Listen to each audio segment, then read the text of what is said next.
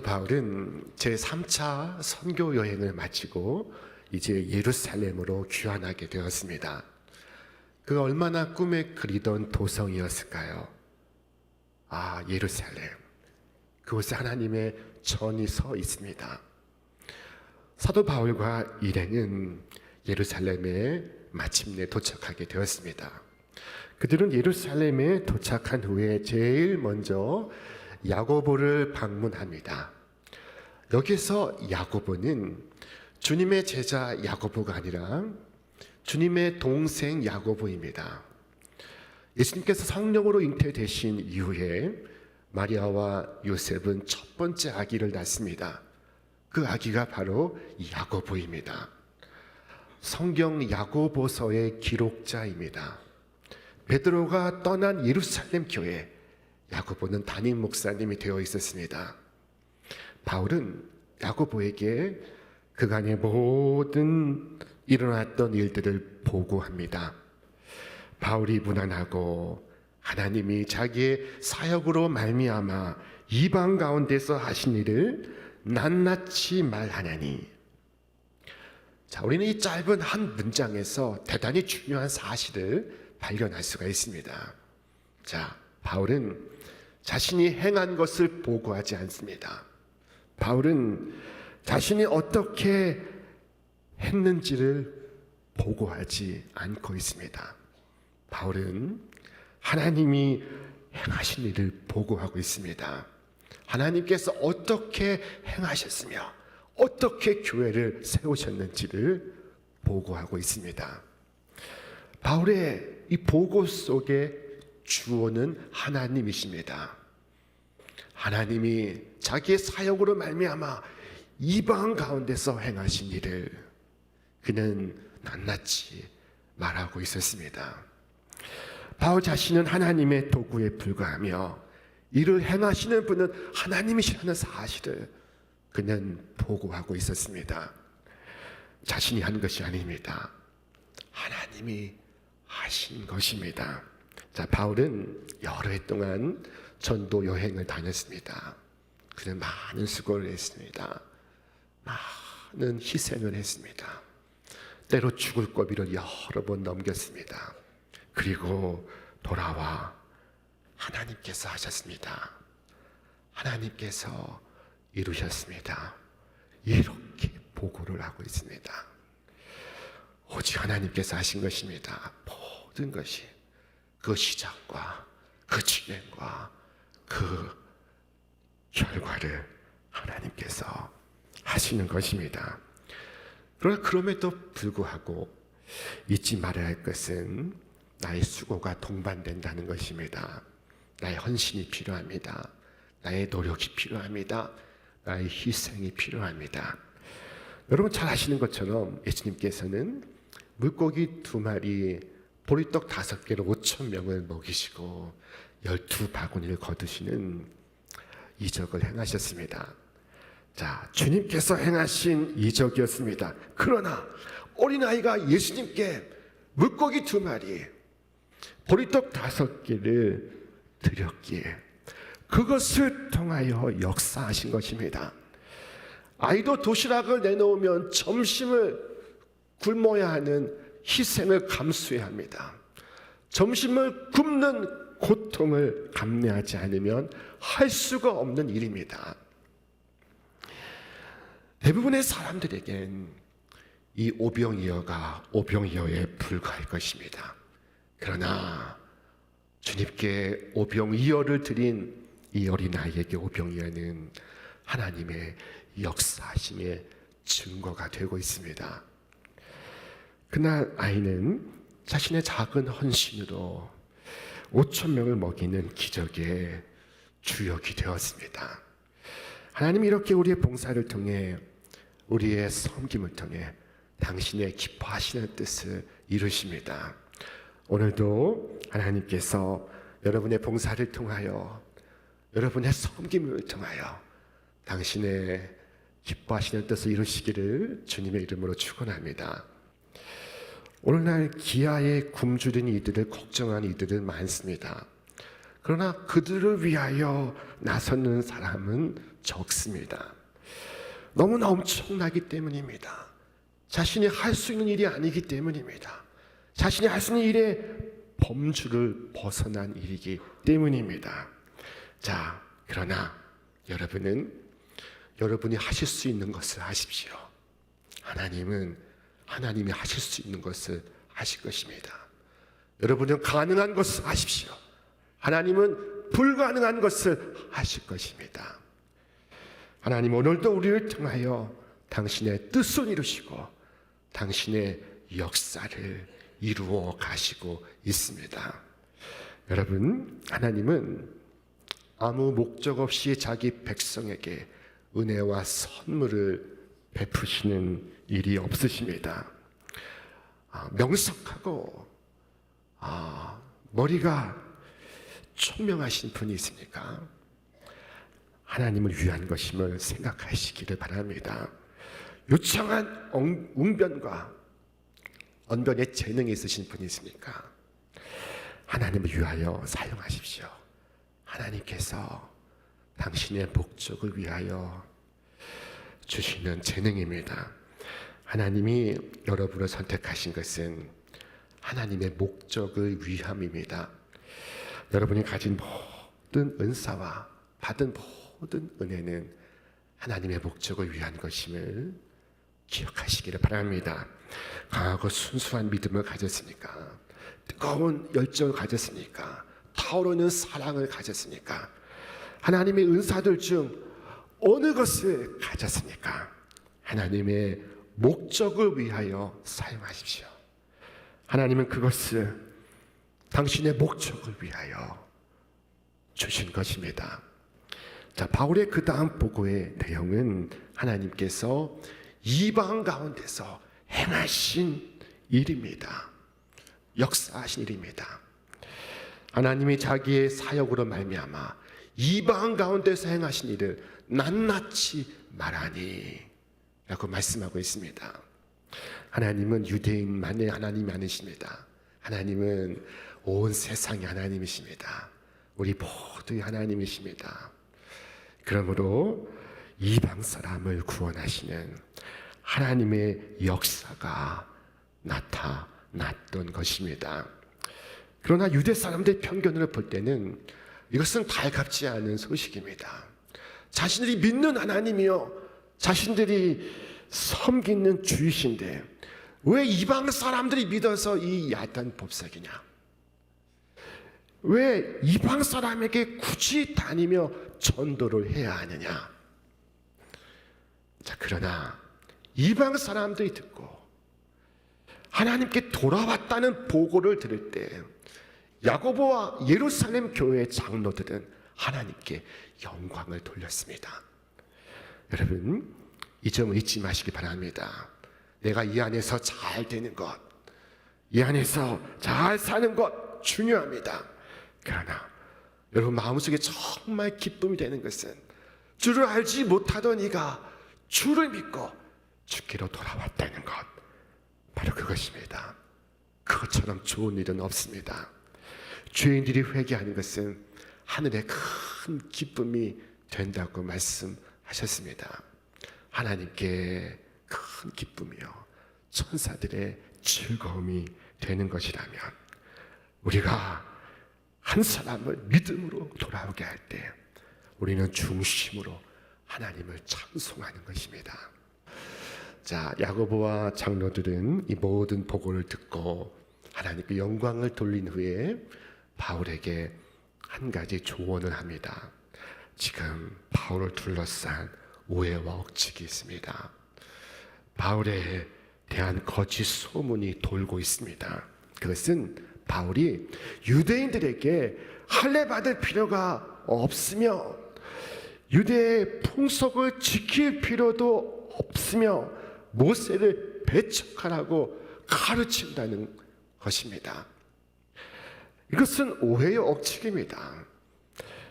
바울이 했던 말은 이것입니다. 유대인들은 반드시 할례를 받으나 이방 사람들은 예수를 믿는데 할례가 걸림돌이 돼서는 안 된다. 마침표 이것이었습니다. 자, 이것은 사도행전 15장 예루살렘 공의회의 결의사항이기도 했습니다.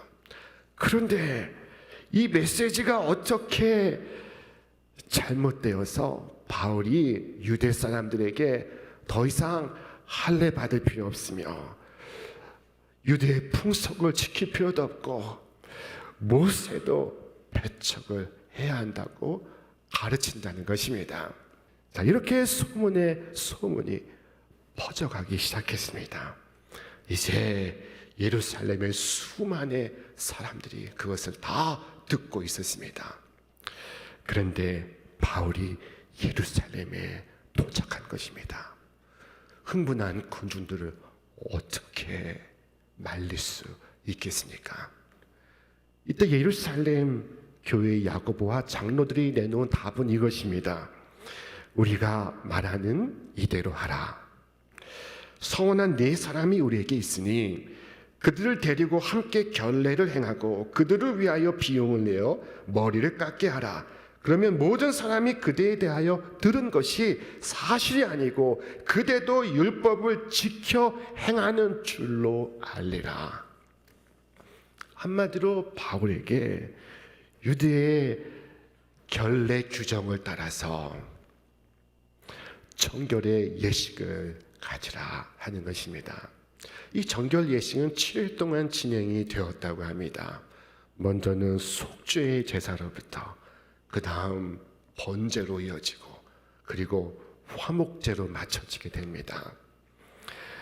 자, 그러면 사람들이 당신에 대한 오해를 풀 것이고 당신을 율법을 지키는 사람으로 알게 될 것이라는 것입니다. 우리는 바울에 대해서 복음에 대하여 한치의 타협도 없는 사람이라는 것을 잘 알고 있습니다. 그는 갈라디아서 1장에서 말했습니다.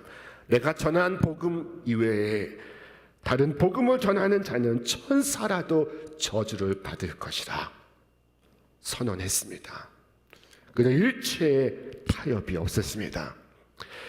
그러나 생활의 영역이나 의식의 문제에 대하여는 그는 폭넓게 양보하고 있었습니다. 그는 말했습니다.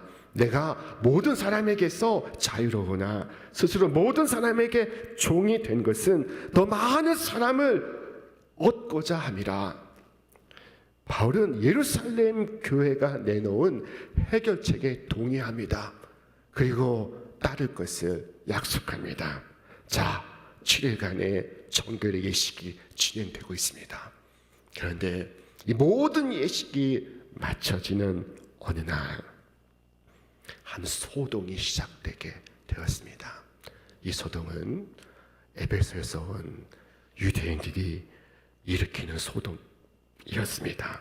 바울은 이 에베소 지역, 넓게는 소아시아에서 설교할 때 지속적으로 그를 따라다니며 회방하고 방해하고 쫓아내며 심지어 돌로 머리를 쳐서 실신 상태에 빠뜨리기도 했던 이들이 있었습니다. 그들 중에 일부가 유월절을 지키기 위해 예루살렘을 찾은 것입니다. 그들이 바울을 보게 되었습니다. 그리고 군중들을 선동합니다. 여러분, 뭐라고 선동하는지 한번 보시겠습니까? 외치되 이스라엘 사람들아 도우라. 이 사람은 각처에서 우리 백성과 율법과 이곳을 비방하여 모든 사람을 가르치는 그 자인데 또 헬라인을 데리고 성전에 들어가서 이 거룩한 곳을 더럽혔다. 이것은 사실이 아닙니다. 이것은 진실이 아닙니다. 당시 유대법은 이방인이 성전 안뜰에 들어가는 것을 금하고 있었습니다. 그런데 바울이 이방인을 데리고 성전 안뜰에 들어갔다는 것입니다. 바울은 물론 그렇게 한 일이 없었습니다. 이방 사람을 데리고 성전 안으로 들어간 일이 없었습니다. 그러나 흥분한 군중들은 바울을 붙들었습니다. 자, 군중들은 참과 거짓을 식별하지 않습니다. 군중들은 선동하는 자의 선동에 반응합니다. 마귀는 군중들의 이 심리를 자주 이용해 왔습니다. 군중들이 바울을 붙들었습니다. 그를 죽이려고 끌고 나아갑니다. 우리 함께 말씀을 읽겠습니다. 온 성이 소동하여 백성이 달려와 달려와 모여 바울을 잡아 성전 밖으로 끌고 나가니 문들이 곧 닫히더라. 얼마나 기가 막힌 일입니까? 하나님의 전에서 하나님의 사람을 끌어내고 그리고 문을 닫습니다. 그러나 성경은 사도 바울의 놀라운 모습을 우리에게 증언하고 있습니다. 바울은 한마디 말도 하지 않습니다. 그는 펄펄 뛰지도 않았으며 변명하지도 않았습니다. 그는 그들이 하는 이야기를 그저 듣고 있습니다. 그는 모든 것을 하나님께 맡기고 있었습니다. 지금까지 하나님께서 인도하신 것처럼 앞으로도 하나님께서 인도하실 것입니다.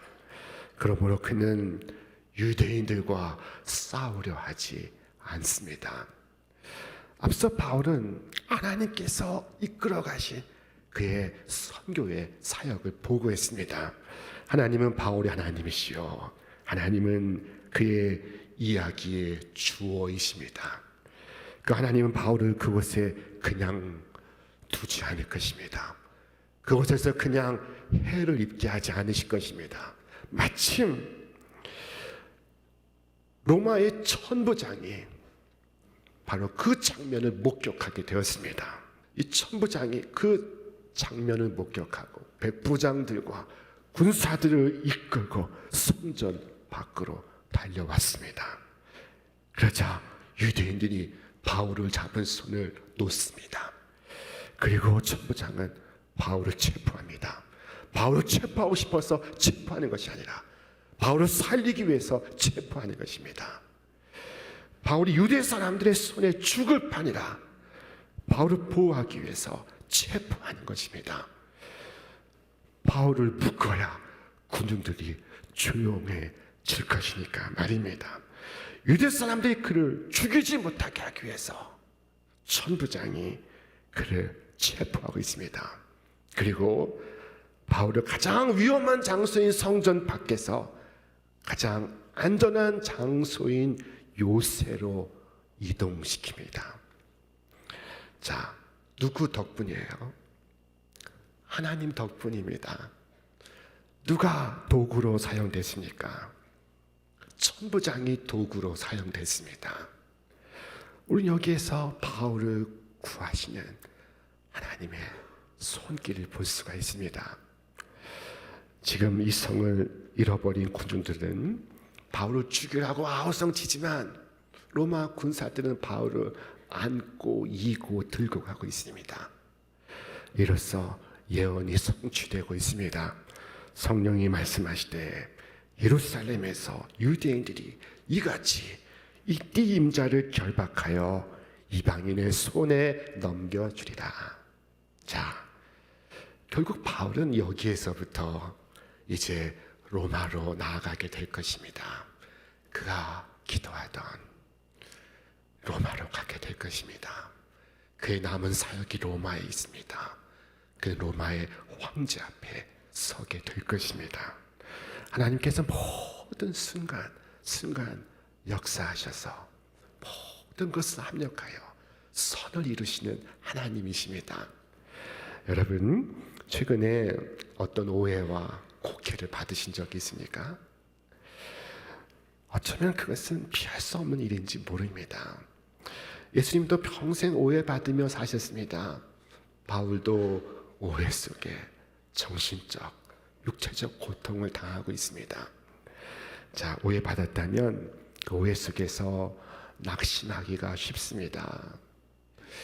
그러나 여러분, 그 오해 속에서도 하나님의 경륜을 바라보며 하나님을 믿음으로 바라보시기 바랍니다. 자, 잠시 오해나 비난은 받을 수 있고 억울한 일을 당하고 어려움을 경험할 수 있습니다. 그러나 하나님께서 당신의 사랑하는 자를 반드시 보호하시며 인도하십니다. 주님께 맡기는 것, 이것이 바로 오늘 우리의 믿음입니다. 하나님의 역사에 자신을 맡기고 하나님의 뜻이 이루어지길 기다리는 것, 이것이 참된 믿음이지 않겠습니까?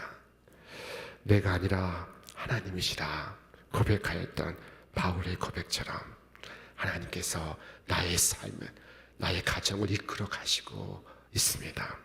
오직 주님만 바라고 나아가시기를 바랍니다. 주님만 의지하고 나아가면 주님은 반드시 책임져 주실 것입니다. 살다 보면 이 믿음이 다 사라지고 두려움이 가득 차오를 때가 있습니다. 그래서 혼동에 빠질 때가 있습니다. 자, 순간순간 삶과 죽음이 교차하는 전장터에서 살아갔던 다윗은 우리에게 놀라운 고백을 들려주고 있습니다. 우리 함께 말씀을 읽겠습니다. 여호와여, 내 마음이 교만하지 아니하고 내 눈이 오만하지 아니하며 내가 큰 일과 감당하지 못할 놀라운 일을 하려고 힘쓰지 아니하나이다. 실로 내가 내 영혼으로 고요하고 평온하게 하기를 젖된 아이가 그의 어머니 품에 있음 같게 하였나니 내 영혼이 젖된 아이와 같도다. 이스라엘아, 지금부터 영원까지 여호와를 바랄지어다. 아멘.